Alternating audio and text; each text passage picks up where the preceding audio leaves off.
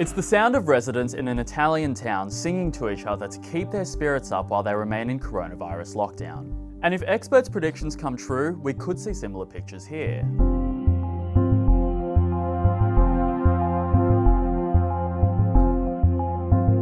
In China, the country's quarantine is the largest in human history. Since January, 13 cities containing more than 60 million people have been locked down. Homes have become prisons.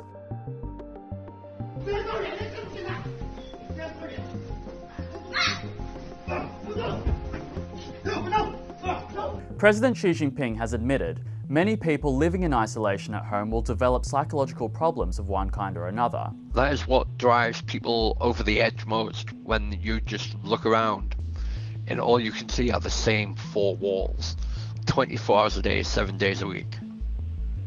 It does truly get to you.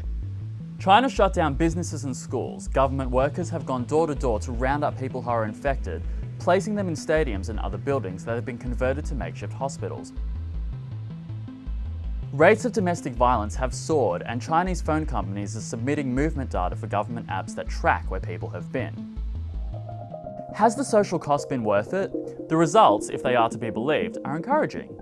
China was recording more than 3,000 cases as recently as February. It reported just 26 new cases last week. Of course, this is not to say that these measures will be foolproof. As soon as control measures are lifted, there is the risk of new introduced cases and another outbreak.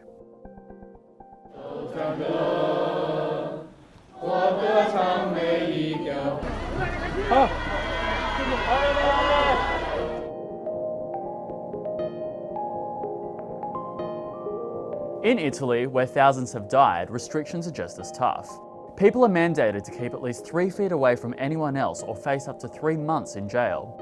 Supermarkets and pharmacies serve people through a plastic barrier, and a shopping run is restricted to one person. Police write tickets for people who are out wandering without a legitimate reason, and people accompanying others to emergency hospital rooms can no longer wait with them. Doctors have to make heartbreaking decisions on who to treat based on age, as there are now simply too many patients for each one of them to receive adequate care. Il problema non è solo le persone che vanno male e quelli più gravi o anziani che possono andare incontro a morire.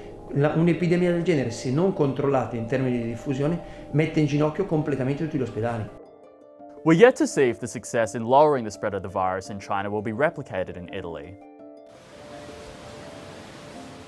But given Australian cases continue to rise daily and up to 150,000 people could die, it might not be long before we see videos of Aussies singing to each other from balconies.